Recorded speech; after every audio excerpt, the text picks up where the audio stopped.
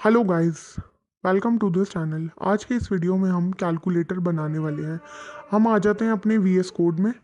यहाँ पे एक index.html फाइल ले लेते हैं जिसमें हमारा HTML कोड होगा, और हम CSS और जावास्क्रिप्ट कोड के लिए भी अलग से फाइल्स बना लेते हैं जिसमें हमारी इंटरनल CSS ना लिख के हम एक्सटर्नल CSS और जावास्क्रिप्ट लिखेंगे। हम आ जाते हैं index.html पे। ये हमारा बॉयलर प्लेट कोड आ चुका है। टाइटल दे देते हैं इसे कैलकुलेटर। बॉडी टैग में अपने इसमें क्लास लेते हैं डॉट कैलकुलेटर।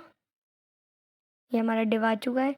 हम एक इनपुट टैग ले लेते हैं जिसमें हमारा स्क्रीन शो होगी। मैं आपको आउटपुट भी दिखाती हूँ साथ साथ।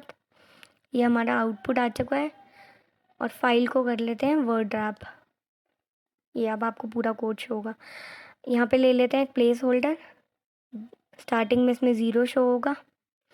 अब हम अपनी कीज़ के लिए बट एक डिव बना लेते हैं, और इसमें रहेगा हमारा बटन AC ऑल क्लियर के लिए। और शिफ्ट ऑल्ट और डाउन एरो की दबाकर आप इसे कॉपी कर सकते हैं। डिलीट, ये हो जाएगा हमारा डिलीट बटन। ये हमारा हो जाएगा परसेंटेज रिमाइंडर के लिए, और ये हो जाएगा डिवाइड के लिए। आप सेलेक्ट करके शिफ्ट ऑल्ट और डाउन एरो की दबाएंगे तो आपका जो भी सेलेक्टेड टेक्स्ट है वो कॉपी हो जाएगा। और मैं अब आपको जल्दी से कॉपी ये चेंजेस करके दिखा देती हूँ सारी कीज़ के अंदर।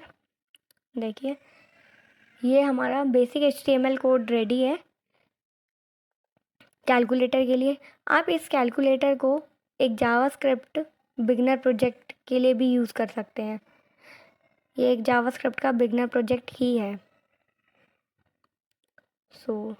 आप देख सकते हैं ये हमारा HTML कोड रेडी है। इसमें कोई ज़्यादा कुछ नहीं है, इजी सा कोड है, यू कैन सी। देखिए, ये सारे चेंजेस हो चुके हैं हमारे। अब आ जाते हैं हम CSS कोड करने के लिए। सबसे पहले तो ऊपर स्टाइल शीट लिंक कर लेते हैं। ये लिंक टैग में ये हमारी स्टाइल शीट आ जाएगी। किस नाम से? style.css। अब आ जाते हैं style.css में अपनी CSS के लिए। सबसे पहले सारे एलिमेंट्स पे स्टार लगा के मार्जिन और पैडिंग मैं ज़ीरो कर देती हूँ। जितने भी एलिमेंट्स हैं उन पे बाय डिफ़ॉल्ट जो पैडिंग और मार्जिन होगी वो ज़ीरो हो जाएगा। और यहाँ पे मैंने कंट्रोल एंटर प्रेस करा है। आप जिस भी लाइन पे हो कंट्रोल एंटर से आप नेक्स्ट लाइन पे आ जाते हैं। बॉक्स साइजिंग ले लेती हूँ मैं, बॉर्डर बॉक्स। ये आ गई। अब हमें फ़ॉन्ट फैमिली चाहिए। इसकी फ़ॉन्ट फैमिली के लिए मैं गूगल फ़ॉन्ट्स यूज़ करती हूँ। गूगल फ़ॉन्ट्स पे आ गए हम। और यहाँ पे मैं फ़ॉन्ट ले लेती हूँ पॉपिंस। आप नीचे आएंगे यहाँ पर तो आप देखेंगे यहाँ पे बहुत सारे स्टाइल्स हैं। देखिए, आपको बहुत अलग अलग स्टाइल्स दिख जाएंगे। जैसे ये 200 इटैलिक है, 200 मीडियम है। मैं 500 मीडियम सेलेक्ट कर रही हूँ। आप लिंक टैग भी यूज़ कर सकते हैं, मैं इंपोर्ट कर रही हूँ।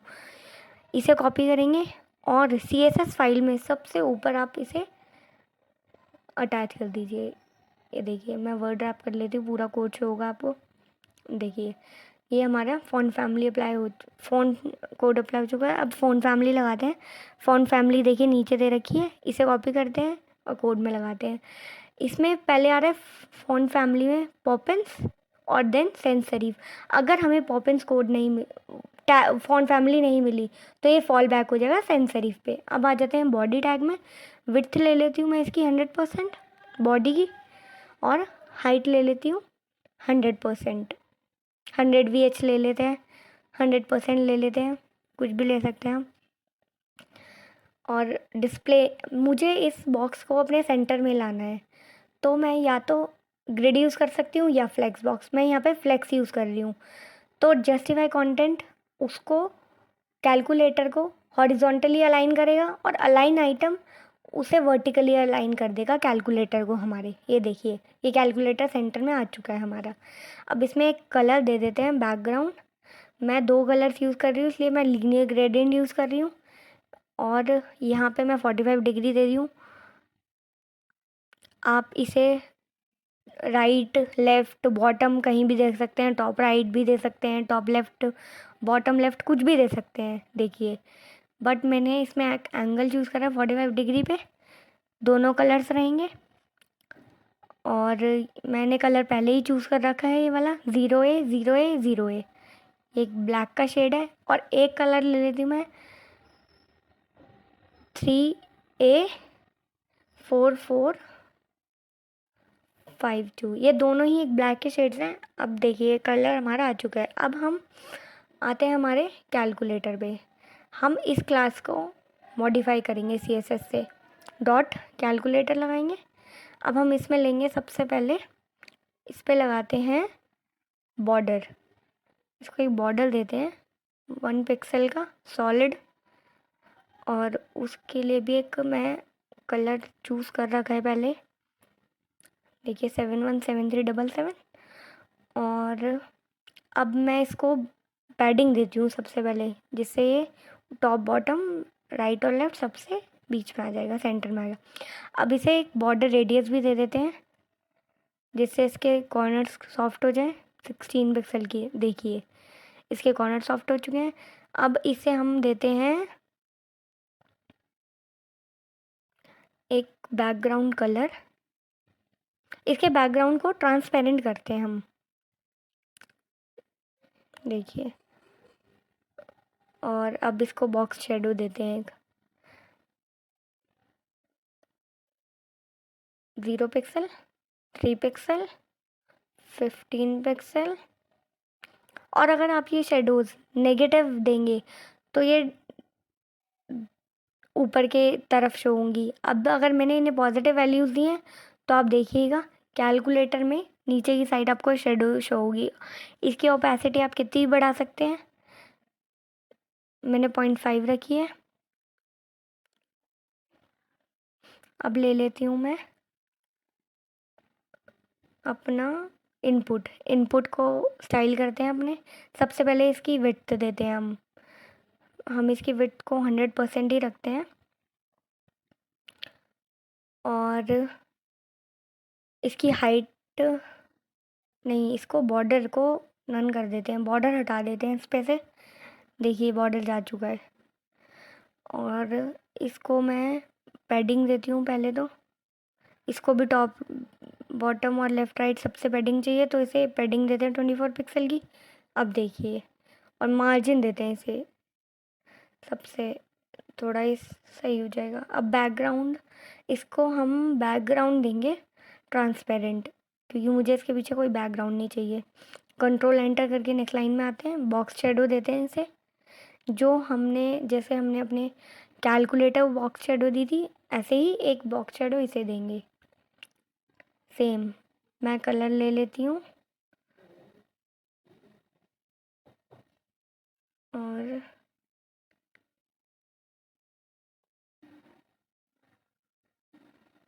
अब हम इसका फ़ॉन्ट साइज़ थोड़ा इंक्रीज़ कर लेते हैं, ये बहुत छोटा दिख रहा है, 40 पिक्सल कर देती हूँ, ये ठीक है। और टेक्स्ट अलाइन राइट में कर देते हैं, ये देखिए हमारा 0 राइट में आ चुका है। अब हम विड्थ को इसकी थोड़ी कम कर लेते हैं, 200 पिक्सल कम है, क्योंकि अभी बटन्स को भी इंक्रीज़ करेंगे साइज़ को। हम 320 पिक्सल ले लेते हैं, ये ठीक है, क्योंकि अभी बटन्स को भी हम स्टाइल करेंगे। हम इसमें कर्सर पॉइंटर कर देते हैं, जब भी कर्सर प्लेस होगा इस पर तो पॉइंटर आ जाएगा। अब हमें स्टाइल करते हैं हमने प्लेस होल्डर टेक्स्ट को, इसके इनपुट के प्लेस होल्डर को स्टाइल करने के लिए मैं इसको कलर दे देती हूँ, एक वाइट कलर दे देते हैं, ये अच्छा नहीं लग रहा है। आप FFF भी लिख सकते हैं, बट अच्छा होता है कि आप पूरा हेक्स कोड लिखें। अब मैं बटन को स्टाइल करती हूँ, हमारा बटन आ चुका है। इसमें सबसे पहले मैं विड्थ देती हूँ, पहले बॉर्डर हटाती हूँ, इसका बॉर्डर नन करते हैं। और इसमें विड्थ देती हूँ मैं इसे, विड्थ इंक्रीज़ करती हूँ इसकी 60 पिक्सल, ये देखिए इसकी विड्थ इंक्रीज़ हो गई। इसकी हाइट भी इंक्रीज़ करते हैं, 60 पिक्सल ही ले लेते हैं। अब ठीक है, इसमें मार्जिन देते हैं, बटन्स में मार्जिन नहीं है इस टाइम, इसे देते हैं 10 पिक्सल की मार्जिन। अब ठीक लग रहे हैं, देखिए बटन, इसे हर तरफ से मार्जिन मिल गई है। इसको अब देते हैं एक बॉर्डर रेडियस, मैं दूंगी 50%, जिससे ये सर्कल हो जाए। देखिए अब ठीक लग रहा है हमारे। और इसके पहले तो मैं इसका बैकग्राउंड में ट्रांसपेरेंट कर देती हूँ, क्योंकि मुझे इसके बैकग्राउंड में कोई कलर नहीं चाहिए। अब इसका कलर वाइट करते हैं, कुछ भी शो नहीं हो रहा है क्योंकि। और वाइट के लिए कोड है FFF, ये आ चुका है। मैं इसे एक बॉक्स शेडो देती हूँ। पहले तो फॉन्ट साइज़ बढ़ा लेते हैं इसका, 20 पिक्सल कर लेती हूँ। देखिए अब अच्छा लग रहा है हमारा कैलकुलेटर, अच्छा दिख रहा है ना। अब इसको एक बॉक्स शेडो देते हैं, क्योंकि ये ऐसे अच्छा नहीं लग रहा है, सिंपल सा लग रहा है। बॉक्स शेडो से इसमें पीछे एक शेडो आ जाएगी, तो ये थोड़ा उभरा उभरा लगेगा। देखिए अभी तो ये काफ़ी ज़्यादा हाई इंटेंसिटी है, मैं इसकी इंटेंसिटी कम करूँगी। रेड, मैं इसे एक ब्लैक का शेड देती हूँ, इसलिए 255 रखूँगी। यहाँ पे भी ब्लू 255 आ गया। और इसकी इंटेंसिटी अल्फ़ा बताता है, आप इसकी इंटेंसिटी कितना रखेंगे। मैंने देखिए 0.9 बहुत ज़्यादा हो गई है, तो मैं 0.1 करी। देखिए अब इसकी इंटेंसिटी कितनी कम हो गई है, अब ये अच्छा लग रहा है काफ़ी। कर्सर पॉइंटर कर देते हैं। देखिए जब भी आप इस पर पॉइंट करेंगे एक कर्सर आ जाएगा, एक फिंगर आ गई, देखा, सही है। सो ये हमारा ये CSS कोड भी रेडी है। अब हम आ जाते हैं अपने इस बटन को स्टाइल करते हैं, इक्वल बटन को। मैं इसको क्लास दे देती हूँ एक इक्वल BTN, और इसमें एक कलर देंगे, इसलिए मैं इसको स्टाइल शीट में एक्सेस करने के लिए क्लास दे रही हूँ। डॉट लगा के इसको एक्सेस करेंगे इक्वल बटन। और इसको मैं एक बैकग्राउंड कलर दे देती हूँ, ऑरेंज का शेड है, ऑरेंज कलर दे देते हैं। देखिए अब ये अच्छा लग रहा है और हाईलाइट हो गया। अब एक काम करते हैं, इसमें सारे ऑपरेटर्स को कलर देते हैं। एक ऑपरेटर्स के लिए मैं क्लास ले लेती हूँ, क्लास ऑपरेटर, और इस क्लास को स्टाइल करते हैं। मैं इसमें एक कलर दूंगी, डॉट ऑपरेटर, और कलर देते हैं इसमें। मैं एक ग्रीन कलर दे रही हूँ, आप कोई भी कलर ले सकते हैं, आप इसको ऐसे भी छोड़ सकते हैं, बट ऑपरेटर्स को डिफ्रेंशिएट करने के लिए मैं इसे एक कलर अलग से दे रही हूँ। वैसे हमारा कैलकुलेटर ऐसे भी काफ़ी अच्छा लग रहा है। देखिए ये ग्रीन कलर आ चुका है। अब इस ऑपरेटर क्लास को मैं अपने सारे ऑपरेटर्स में ऐड कर देती हूँ। जितने भी ऑपरेटर्स हैं यहाँ पे, आप कर्सर ले जाकर जहाँ जहाँ पे ऑल दबाएंगे और कर्सर ले जाएंगे अपना, वहाँ पे मल्टी कर्सर फंक्शनैलिटी आ जाएगी, और आप एक साथ चेंज कर पाएंगे सारी जगह। मैं एक काम करती हूँ, अपने डिलीट और ऑल क्लियर बटन इन सब पे भी लगा देती हूँ यही, ये ऑल दबाकर कर्सर, और ये मल्टी कर्सर फंक्शनैलिटी से सारे कर्सर आ चुके हैं। ये देखिए ऐड हो गई। हमारी CSS भी रेडी है, हमारा HTML कोड भी रेडी है। अब आ जाते हैं जावास्क्रिप्ट कोड पर। हम अपनी जावास्क्रिप्ट फाइल लगाते हैं, script.js। आ जाते हैं हमारी जावास्क्रिप्ट फाइल पर। उससे पहले हमें ये इनपुट टैग हमारा जावास्क्रिप्ट में चाहिए, तो मैं इसको एक ID दे देती हूँ जावास्क्रिप्ट में एक्सेस करने के लिए, इनपुट बॉक्स। ये हमारा इनपुट बॉक्स है, इसको एक्सेस करना है हमें जावास्क्रिप्ट में। आ जाते हैं जावास्क्रिप्ट में, लेते हैं लेट, एक इनपुट लेते हैं, और इसको सेलेक्ट करने के लिए हम कैसे सेलेक्ट करेंगे, document dot gate element by ID, क्योंकि हमने इसे एक ID दी। आप टैग नेम से भी एक्सेस कर सकते हैं, क्लासेस से भी एक्सेस कर सकते हैं, कैसे भी। अब वर्ड ऐप कर लेती हूँ, आपको पूरा फुल कोड दिखेगा। अब आ जाते हैं बटन्स पे। सारे बटन्स को सेलेक्ट करने के लिए मैं क्लास नेम से ना लेके क्वेरी सेलेक्टर से ले रही हूँ, क्वेरी सेलेक्टर ऑल। ये हमें हमारे सारे बटन्स दे देगा इस वेरिएबल बटन्स के अंदर। अब आ जाते हैं, हम एक स्ट्रिंग ले लेते हैं, एम्प्टी स्ट्रिंग, जिसमें हम अपना रिज़ल्ट स्टोर करेंगे और इस इनपुट में दिखाएंगे। अब हमें चाहिए, सारे बटन्स चाहिए हमें हमारे कोड में, तो हम एक एरे बना लेते हैं इन बटन्स का, और उसके लिए हम फंक्शन यूज़ करेंगे array.from। एरे क्लास है हमारी, डॉट फ्रॉम फंक्शन यूज़ करते हैं, इसमें हम बटन्स वेरिएबल पास कर देंगे। ये हमें एक एरे बना के दे देगा हमारे बटन्स का, जिसका नाम हमने रखा है ARR। अब हम इस पे एरे पे लूप चला सकते हैं। हमें फॉर ईच लूप चलानी है, वो हमारे बटन्स पे नहीं चलती, हमारे फॉर ईच लूप एरे पे लगेगी। तो हमने एक एरे बना लिया बटन्स का। इस पे फॉर ईच लूप लगाते हैं और मैं ले लेती हूँ बटन, और इस पे एक एरो फंक्शन चलाते हैं। आप फंक्शन कॉल बैक फंक्शन भी यूज़ कर सकते हैं, मैंने एरो फंक्शन यूज़ करा है यहाँ पर। और बटन पे जब भी मैं एक क्लिक लिसनर लगा रही हूँ, इस पे एक इवेंट लिसनर, जब भी कोई बटन पे क्लिक करेगा तो क्या होगा। तो देखिए ये ई पास कर रहा है, जब भी हम क्लिक करेंगे तो ये ई पास होता रहेगा। और इसमें मैं एक एरो फंक्शन लगा लेती हूँ, जब भी बटन पे कोई क्लिक करे तो क्या हो। तो देखिए अब हमारा जब भी हम बटन पे क्लिक करेंगे तो हमारी स्ट्रिंग में वो वैल्यू आ जानी चाहिए। सबसे पहले हम चेक करते हैं कि क्या वो बटन क्लिक हुआ है, क्या वो एक की है या फिर वो एक इक्वल बटन है। अगर वो इक्वल बटन है तो हमें आउटपुट दिखाना है, इसीलिए हम क्या टारगेट करते हैं, इसे इक्वल बटन को। क्या हमारे टारगेट इन HTML इक्वल है? अगर इक्वल है तो हम ये कोड चलाएंगे। हम हमें स्ट्रिंग जो है उसमें देखिए इसमें एक फंक्शन चला देंगे इवैल्यूएट। इवैल्यूएट एक इनबिल्ट फंक्शन है जावास्क्रिप्ट में, जो हमारी स्ट्रिंग में जो कुछ भी होगा वो उसे इवैल्यूएट करके दे देगा मैथमेटिकली। ये एक जावास्क्रिप्ट का इनबिल्ट फंक्शन है, आप इंटरनेट पे जाके पढ़ सकते हैं। अब मैं इनपुट, जो हमारा इनपुट है, इसमें इसकी वैल्यू में इस स्ट्रिंग को स्टोर करा दूँगी। तो जब भी इक्वल बटन प्रेस होगा ये स्ट्रिंग की वैल्यू आपको ऊपर इनपुट टैग में दिखेगी। और अगर ये इक्वल बटन नहीं है, ये बटन अगर कोई और है, तो हम स्ट्रिंग में उसको ऐड करते चले जाएंगे। मानिए आपने 7 क्लिक करा, फिर आप 8 क्लिक करते हैं, तो वो सब हमारी स्ट्रिंग में ऐड होते रहेंगे और वो स्ट्रिंग आपको इनपुट बॉक्स में आपके दिख जाएगी। यहाँ पे जहाँ पे आपको 0 दिख रहा है उसके बदले आपको वो स्ट्रिंग दिख जाएगी। जब भी आप प्रेस करेंगे कुछ भी, वो आपको वहाँ शो होगा। देखिए मैं आपको दिखा देती हूँ एक बार रन करके। देखिए हमने 7 प्रेस करा, 8 प्रेस करा, 9 प्रेस करा, ये ब्लैक में आ रहे हैं। मैं आपको इनका कलर चेंज करके दिखा देती हूँ स्टाइल शीट में।